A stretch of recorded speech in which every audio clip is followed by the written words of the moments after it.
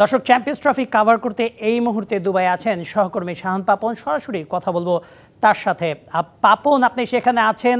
229 রানের টার্গেট ভারত তাড়া করছে, কিন্তু নতুন বলে যদি নাহিদ রানা থাকতেন, কম্বিনেশনের কারণে তিনি খেলতে পারছেন না, কিন্তু যদি মুস্তাফিজের জায়গায় নাহিদ রানা থাকতেন তাহলে এই বোলিংটা আরো একটু এফেক্টিভ হতো কিনা?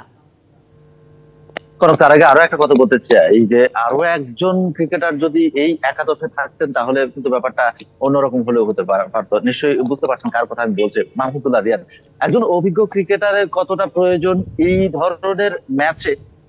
আমি যদি শুধু ম্যাচটার কথাই না বলি, ইভেন্টের কথা বলি, আসলে আইসিসি ইভেন্টে বড় আসরে বড় ক্রিকেটাররা ভালো করে থাকেন, সেটা কিন্তু আসলে মানে অবিসংগতিত একটা কথা, এবং সেটা ন্যাচারাল টক বলা যেতে পারে।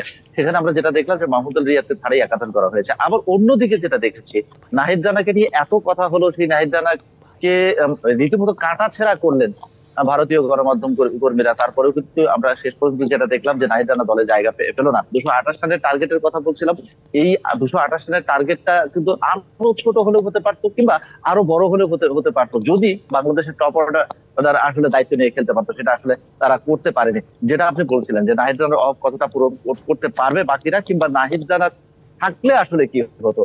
আমরা যেটা দেখতে পেয়েছি যে এখানে একদম ফ্ল্যাট উইকেট, বল কিন্তু ব্যাটে আসছে এবং দ্রুতই আসছে। সেখানে শর্ট খেলা কতটা সহজ হচ্ছে কিংবা কতটা দূরও হচ্ছে, সেটা নিশ্চয়ই দর্শকরা বুঝে গেছেন। শুরুর দিকে কিছুটা সমস্যা হচ্ছিল, সেটা যদি মানিয়ে নিয়ে খেলতে পারতেন বাংলাদেশের টপ অর্ডারের ব্যাটাররা, বড় বড় নাম কিন্তু সেখানে রয়েছে, নাজমুল হোসেন শান্ত থেকে শুরু করে মুশফিকুর রহিম, কেউই কিন্তু আসলে নিজেদেরকে মেলে ধরতে পারেনি। যদিও এটা আইসিসি ইভেন্ট, দায়িত্ব নিয়ে খেলার কথা এবং নিজেদের সেরাটা উজাড় করে দিয়ে দেশের জন্য খেলা বা নিজের জন্য খেলা, যেভাবেই বলি না কেন, একটা বড় আসলে আইসিসি ইভেন্টে যেখানে আমরা অনেক স্বপ্ন নিয়ে এসেছি। ক্যাপ্টেনও বলেছিলেন যে আমরা চ্যাম্পিয়ন হওয়ার জন্য এসেছি। শুরুর ম্যাচটা যদি তারা সেইভাবে শুরু করতে পারতেন, বিশেষ করে ব্যাটিং এর কথা বলছিলাম। All time Roma. Taste it, love it. সেটা যদি করতে পারতেন তাহলে সিনারিও এখন অন্তত অন্যরকম হলেও হতে পারতো। ভারত ব্যাট করছে, সেখানে বড় বড় কিছু নাম রয়েছে, রোহিত শর্মা, শুভমান গিল, তারা কিন্তু ওপেন করতে আসেন, এখনো অবিচ্ছিন্ন জুটি। সেখানে আসলে ভালো মানের একজন বোলার, এবং সেই বোলারটা যদি গতি সম্পন্ন হয় তাহলে কিন্তু কথাই নেই। কেননা আমরা একটু পর এখনই শুরু হয়ে গেছে, ফ্লাডলাইটের আলোতে খেলা কিন্তু শুরু হয়ে গেছে, অর্থাৎ সুইকের যে ব্যাপারটা। আচ্ছা শাহান পাপন, তাহিদ হৃদয়কে নিয়ে কি বলার আছে? এই একজন প্লেয়ার যাকে আমরা শুরুর দিকে স্পটলাইটে রেখেছিলাম টুর্নামেন্ট শুরুর আগে, এবং তিনি কিন্তু প্রথম ম্যাচে ডেলিভারটা করলেন। এইটা কি মনে হচ্ছে বাংলাদেশের নেক্সট রাইজিং স্টার একজন আসছে, নেক্সট স্টার একজন আসছে? এখনো তো তিনি রাইজিং,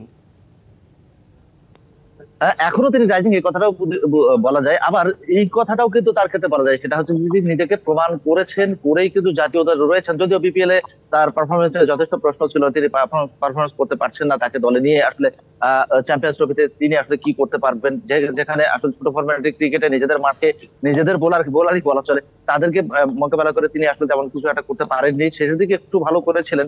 সেই তাহিদ হৃদয়কে অনেক কথা হয়েছিল, আজকে তিনি যেটা করলেন সেটা আসলে তার কাছে কিন্তু প্রত্যাশিত ছিল। এই প্রত্যাশার ব্যাপারটা অন্য যারা ছিল তাদের কাছেও কিন্তু ছিল, কিন্তু দিন শেষে কিন্তু এক থেকে দুজন ক্রিকেটারই পারফরমেন্স করে থাকেন, সেই পারফরমেন্সটাই আসলে দেখতে পেলাম। জাকির আলী অনেকের কথাও কিন্তু বলতে হবে, তাকে বাদ দিলে কিন্তু চলবে না।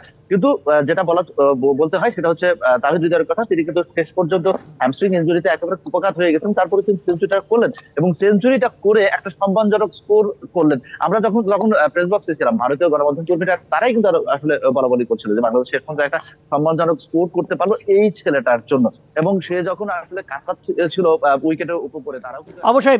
শাহান পাপন, তাহিদ হৃদয়ের সম্ভাবনা আছে, আশা করি পুরো টুর্নামেন্টটা দারুণ যাবে তাহিদ হৃদয়। আপনাকে ধন্যবাদ।